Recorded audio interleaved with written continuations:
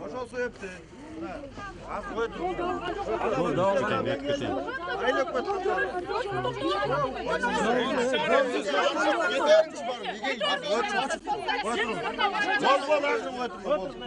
Мындай. Анан кийин мен айтарым, туугандар. Биринчиден, бул болсо Кыргыз Республика өкмөтүнүн Чүй областындагы ыйгарым укуктуу өкүлүнө жазылыптыр, губернаторго, Анан аякта мына райондон келишти, мына руководитель аппарата келди, Садыр Калгасович баке. Анан эмне вопростор болсо сразу айтыңыздар. Мына эмне вопрос? Мына сиз бул кайрылуунун эмес. Эмне маселе?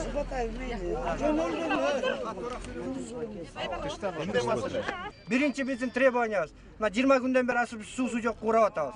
Мына сууну бирок жана 5 машина деген мына 7000 адамга жетпейт. 10 машина дейли, сууну чеч биринчи мына сууну. Мына айыл өкмөтүнүн башы чечпейт. Сууну чечип берсин. Мен эже сразу суу бербейм. Экинчи маселе 10 машина берем. эл журтка Только ичкенге. Срока бир да суу бербейм. Тынчтан турла. Экинчи акчасы эле калган жок. Экинчи маселе мына могу жерде эл журт тынчтан тургулачы эми. Элдин өзүбүз трансформатор алып келип коюп алганбыз, бирок бүгүнкү күнү подключение ала албай атабыз. Мына ушул трансформаторлорго подключение берилсин. Экинчи требование трансформаторлорго подключение берилсин. Бул экинчиси. Баланска өткөрүшсүн. Анан кийин үчүнчү көйгөйүбүз мына айрым конуштагылар коммерческий төлөшүп атат. Учетчикте төлөп, андан тышкары квитанцияда жок эле 4000 жайдын күнү 4000 чейин чыгып төлөшүп атат. Бул беспредел болуп баратат. Мына ушул маселени да чечип карап бериңиздер. Ооба. Бул үчүнчүсү. Төртүнчү маселебиз.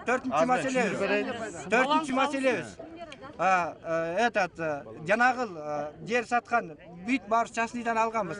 Жанагынтип келип атып бизге коркутуп, үркүтүп, биздин тынчыбызды алышпасын. Карапайым элди мына өткөндө былтыр күшүндө ошентип тынчын алып коюп туруп, бир келиндин 8 айлык неме боюнан түштү. Сен үйүңөн кууп чыгам. Давай чыккын дегенде стресс алып 8 айлык баласы боюнан түштү. Үйүнөн келип туруп, мына Динара деген ошол ишти кылган болчу. Бул мына биздин требованиябыз ушул. Анан кийин трансформациядан чыгарып берилсин. Эгер жок трансформациядан чыгарылып берилбей турган болсо, мынакта эл биздин нервибиз уже ашып бүттү. Анда жалпы нердеги калган элге башкаларга кошулабыз дагы, анда пикетке чыгабыз. Ооба. Мына ошондой эмеге Ур көп, бирок келбейтиниз бар. ошондой акыбалга калбайлар. Акчабыздын жогунан суунун водовоздордун астыгынан көбүрөөк алабыз, туштап кайра сууга муктаж болбойлук деп. Ал суусу эскирет. Өзгөчө жаш балдар ич өткөк оорусу менен ооруп атат, сарык оорусу менен ооруп атат. Денесинде ар кандай жаралар менен чыгып ооруп атышат. Ар кандай жаралар чыгып аны менен оорушуп атат. Деги эле мындай жугуштуу ар кандай оорулар менен ооругандар бизде көп. Ал боюнча кайрылалык деп биз поликлиникага эч жерге кайрыла албайбыз. Себеби биздин учетубуз жок. Каерден элементарный мына эл жашап аткандан кийин ар ким ошол эл үчүн чуркап, наркы берки болсун деп ошо эл шайлап алган квартальныйларыбызга жөнөкөй справка ала албай жатабыз. Садикке, окууга, мектепке, жумушка иштегенге справка алыш үчүн биз ар кимге пара берип атабыз. Мына урматтуу президентибиз коррупция менен каршы күрөшөбүз деп коет. Каяктан күрөшөбүз? Биз балабыз мына төрөлүп атканда эмнедеги жаңы конуштарды өзүңөр билесиңер.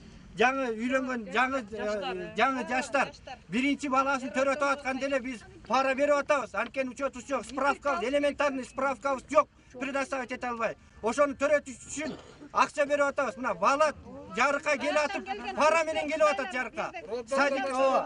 Садикке беребиз. Тоже жок дегенде хотя бы элементарный справка бере албай. Садикке тынчыраак. Садикке ошол пара берип туруп киргизип атабыз. Анан кийин мектеп келет. мектепке пара берип туруп киргизип атабыз. Анан кийин биз каяктан коррупцияны каяктан биз жоёбуз? Кайрылбаган өкмөтүбүз калган жок. Эң негизгиси биз аябай аянычтуу болуп аткандагысы мына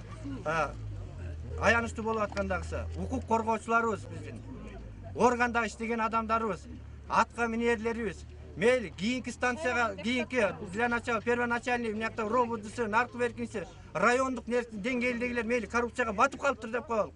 Жок, андан кийинки аттуу баштуу деген министерствого жаздык. Бияктан жыйынтык чыгара албай койдук. Генеральный прокуратурага жаздык. Бияктан жыйынтык чыгара албай койдук. Немеге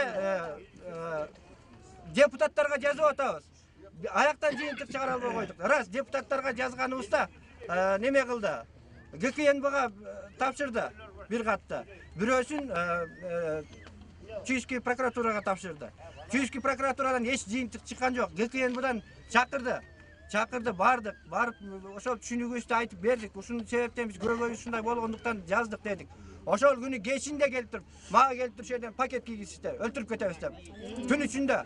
Эгер тынчыбасаң, мына өлтүрүп кетебиз деп туруп, түн ичинде 3 адамга маска кийип келип туруп, мына пакет кийгизип кетишти. Мына биз каяка баратабыз? Эгер өз укугубузду коргойбуз деп, өзүбүздүн жашоо шартыбызды оңоп алалык деп кайрылдык мына өкмөткө. Өкмөттөн эмне болдук? Мына ушундай кайра жанагындай өлтүрөбүз дегенге чейин барышып атат. Анан кийин биз каяка барып кайрылабыз? Коррупция мындай учурда коррупция дегел өсө берет. Жакырсыздыктан чыгабыз деп коебуз. Каякта жакырсыздыктан чыгабыз? Мына бир 20 күн болду. 20 күндөн бери суу жок. Элементарный суу. Могул жерде 3 конушта 7000дей адамыбыз бар. 7000дей адам бар. Ооба. ЖКХга бардык. Кайрылсак 5 машина суу беребиз деди. Питьевойго. Раз, мейли, ошо 5 машинадан деле отказ кылганыбыз жок. Таза суудан алып келип күндө ташып иче тургандай эмне карапайым элде унабыз да жок. Ошол 5 машинаны болсо дагы ынтымакташып жок дегенде суубузду ичип туралык дедик. Бирок ал жерге ЖКХга кайрылсак, бир неделясын алдын ала төгөсүңөр акчаңарды деди. Эми могул жерде бир неделя ар бир жумага алдын ала төгүп турасыңар 10.500 сомдон деди. Ага деле макул болуп киргизелик десек, кире турган суу ташып бере турган водовоздордун ошону алдын ала төгө турган акчасы жок экен. Акчасы жок. Мына кыш эми эле бүттү, жаз жаңы башталып атат. Иш эми жүрүп атат. Каяктагы акча? Заранее акчаны каяктан биз беребиз? Биз деле ушундай ушуларга окшогон карапайым элдербиз. Каяктан акчаны? Мындай элементарный жөнөкөй нерселерди условияларыбызды жок дегенде, өкмөт болсо, жогорку деңгээлде болбосо дагы кийинки деңгээлдегилер майда чүйдө ушундай көйгөйлөрдү чечип берип турса, эмнеде келип мончалык көтөрүлбөйт болчу. Бул биринчиден. Экинчиден, сиздерге биздин азыр кое турган талабыбыз мындай. Сууну мына эл көбөйүп атат, күн болсо жылып келатат. Жаздын күндөрү мына биякта жашоочулар биз жакшы билебиз.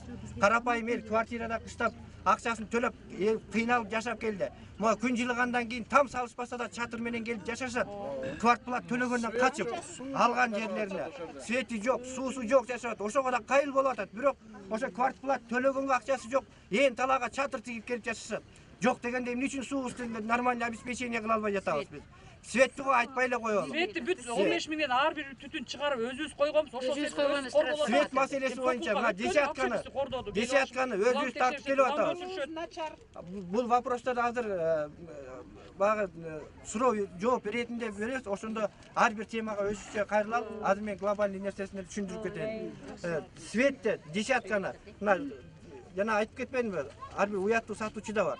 Мен мисалы Элнура, Роза эже мына элдин ушул биздин көйгөйүбүздү көрүп кыштын күнү жанагындай суукта отун жакканга акчасы жок, суукта төшөнчү ороонуп отурган семьялар болушту. Мына ошолорго боор ооругандан акчаларын чыгарып бизден анча-мынча акчабызды кошуп мына десятканы тартып келип беришти. Ошондо эл өзүбүздүн акчабызды 15 миңге чыгарып туруп анча-мынча жерлишке киргиздик. 2 трансформатор подключен болгон.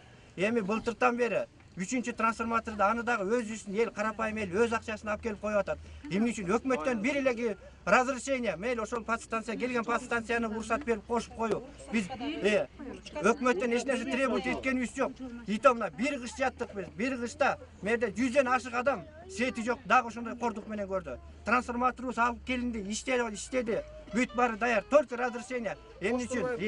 Мейли, биз макулбуз. Эгерде жалпы эле ушундай немеси трансформациясы чыкпаган жерлердин бүт барында жок болсо биз макул элек.